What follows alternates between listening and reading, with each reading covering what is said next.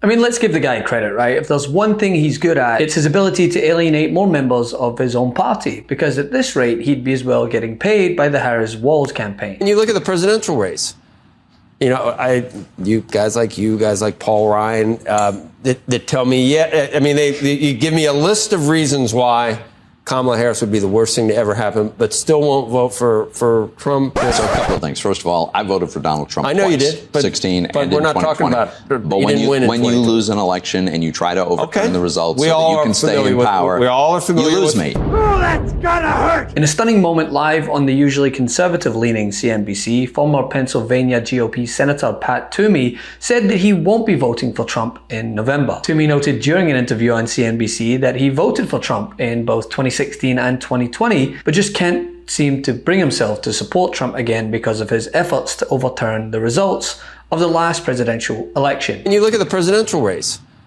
you know, guys like Paul Ryan, that tell me, yeah, I mean, you give me a list of reasons why Kamala Harris would be the worst thing to ever happen, but still won't vote for Trump, and say something like, well, it's not really a vote for Harris, and I'm not really, I just can't. Yeah, because it is a binary choice. So a vote not for Trump is a vote for Harris. So a couple of things. First of all, I voted for Donald Trump. I know twice, you did, but 16 but and we're in not 2020. talking about. But when you lose an election and you try to overturn the results so that you can stay in power, we all are familiar you lose me. You lose me at that point. Then so you prefer Kamala Harris. Hold on. You would prefer Kamala Harris. I acknowledge that the outcome is a binary situation, but my choice is not. I have the choice, and you and I are just going to disagree on this. What if it came down to one vote, and it was yours that put Kamala Harris, then it is yours. It is an acceptable position for me to say that neither of these candidates can be my choice for president. It's going to be one. 28% corporate taxes, 45% capital gains. I get it. So the answer to that is Republican control of the Senate. And that is absolutely essential. If the other side runs the table, then Katie barred the door. They will repeal the filibuster, and they will be dragged by their left wing, which clearly is in charge now. And I think Kamala Harris proved that with her vice presidential election. And it's huge tax increases. It's probably some version of Medicare for all. It might even get to an expansion of the Supreme Court, because there will be no breaks. But the good news is, I think Republicans are going to take the Senate. Right.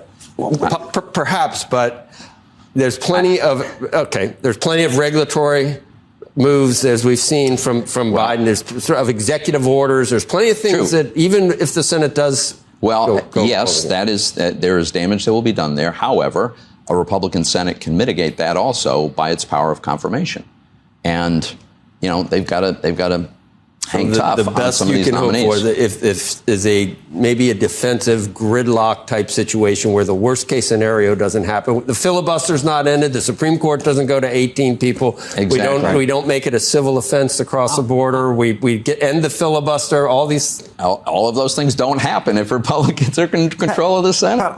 Now hold your applause before anyone lays out the red carpet to invite him to the next Harris-Walz event. The former swing state senator said that he doesn't support Kamala Harris either, meaning in the binary choice he believes democracy is just too precious a tenet. He won't vote for Donald Trump, but he also won't vote for the only person standing between him and the return to power. Quite the moral standing there. He's basically saying that he wants to listen to the sound of his own self-indulgence while the ship sinks, hoping that he'll be tossed a life raft if Trump loses. It has been a privilege playing with you tonight. But the point of this is not to sway a former swing state voter to the left. It's to showcase how unpopular Trump is, to the point that Fox News can't deny it. So you heard me talking with Senator Vance there, where they are in the polls. He says they've got the message, they're going to win. Here's another Fox News poll we have out this week. How do you feel about how things are going in the country? 65% say they're dissatisfied. So Britt, knowing that and knowing in this setup, Trump is the challenger, why is he not doing better? Because he's Trump. I mean, the truth of the matter is... And the show is over. Britt has dropped the mic. I mean, you get down to it, the past 8 to 10 years have been about Donald Trump. Everything's been about Donald Trump. I don't think that the Democrats would have let Joe Biden get as far as he did if the party hadn't been confident that the Republicans were going to nominate Donald Trump again, which the Republicans did. The fact that Biden was doing even as well as he did until the very end is testament to the fact that Donald Trump, he has a very hard, solid base of support, but it never gets above about 40 to 45%, maybe a little more at best. To the point that those who held their noses and voted twice before can't stomach the thought of doing it for a third time. I voted for Trump not once, not twice, but 3 times. You see, I work in construction. I work with my hands. He told us he'd look out for blue-collar workers. So I made my first ever political donation to Trump. And I donated to him many times throughout his presidency. But then I started to see Trump's tariff policy in action. Costs for construction workers like me were starting to soar. I realized Trump wasn't for me. He was for lining his own pockets. Now, I'm not left-wing, period. But I believe our leaders should bring out the best in us, not the worst.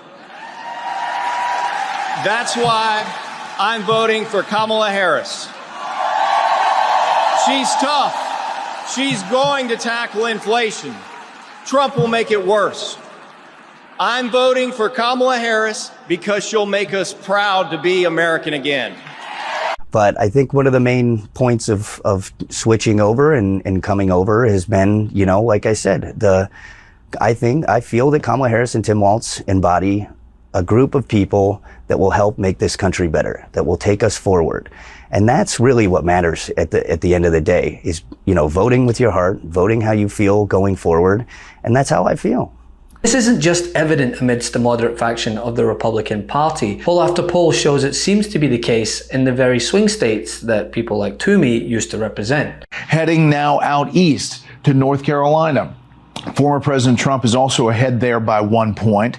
We'll say that he wins the state of North Carolina. We are going to give the state of Arizona to the vice president. And then the recent polling showed President Biden 5 points behind in North Carolina, and it's very, very tight right now. So go back to the map. It brings us to 264 to 258. Again, 270 is what you need to win. And guess what remains? Georgia. Georgia remains. It was the closest contest in 2020, decided by less than 1/4 of a percentage point in favor of President Biden. Our recent polling showed the widest gap, 6 points for former President Trump over President Biden. But now that has closed. Harris has a 2-point lead in our latest poll. It's expected to be a close race. That's obviously within the margin of error, but both candidates are spending a lot of time in Georgia. And if that lead holds, she wins Georgia, she wins the presidency of the United States. MAGA brand has gone stale, and instead of, pivoting their strategy, outlining actionable policy positions to be implemented if they're to win, Trump just doubles down on the incoherent, unhinged ramblings, sprinkled, of course, with brazen bigotry. Like last night, the speech, she made 26 different things that were lies. She lied, but that's okay because a lot of people lie. They'll do anything to get elected, but she lied. As was apparent at the DNC just a couple weeks back, Donald Trump has an knack for rallying a remarkable range of political opinion around a common goal, preventing his return to the White House. That now includes prominent names from his own Republican Party and top aides who worked under him. I'm a lifelong Republican,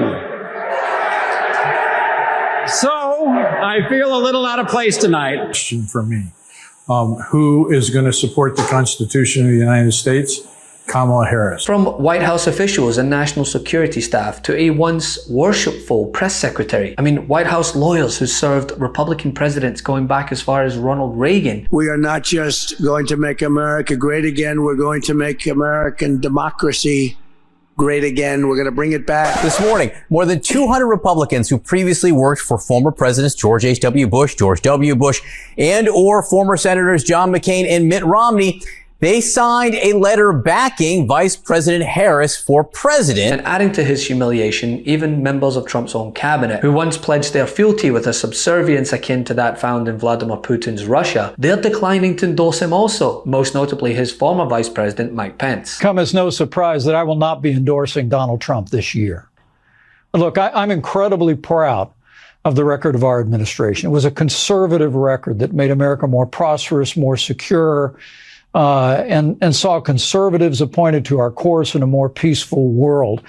But that being said, during my presidential campaign, I made it clear that there were profound differences between me and President Trump on a range of issues, and not just our difference on my constitutional duties that I exercised on January the 6th. I mean, as I have watched his candidacy unfold, I've seen him walking away from our commitment to confronting the national debt. I've seen him starting to shy away from a commitment to the sanctity of human life. And this last week, his reversal on getting tough on China and supporting our administration's effort to force a sale of ByteDance TikTok. Why do you think he did that? Why do you think he had that reversal on that before we go, sir? Well, I can't speculate on it, but what I can tell you is that in each of these cases, Donald Trump is pursuing and articulating an agenda that is at odds with the conservative agenda that we governed on during our 4 years. And that's why I cannot in good conscience endorse Donald Trump in this campaign. But let me say one last thing. That being said, look, Republican primary voters have made it clear, Martha, who they're for in this election. What I'm going to spend the rest of this year on is talking about what we should be for. And that is the broad mainstream conservative agenda that's defined our party and always made America strong and prosperous and free. Well, understood. I got 2 seconds, but who are you going to vote for in November? Well, like most Americans, I'm going to keep my vote to myself. But would you vote for President Biden? I would never vote for Joe Biden. But how I vote when that curtain closes is that'll be for me. But you weren't quite there yet on President Biden and supporting him, since you won't support the former president. Are you there on Kamala Harris? You know, I said that the first party to pick a next generation leader will have a clear advantage, and I think she's shown that over the last several weeks. I've liked her messages with regard to unifying the country. I like the positive, the joy of her campaign, which stands in stark contrast to the Trump administration. But what I'm looking for now, and I think a lot of Americans are, or at least disaffected Republicans, Reagan Republicans like myself, is I want to see her come to the center more, kind of reach out to that large mass of us in the middle who are looking for more common sense, practical policies, not driven by the wings of the party. So that's what I'm waiting for. I got 70 days, and we'll see how it goes. This is just another in a long line of Republicans who are jumping ship. Love this video? Make sure you stay up to date on the latest breaking news and all things Midas by signing up to the MeidasTouch newsletter at MeidasTouch.com/newsletter.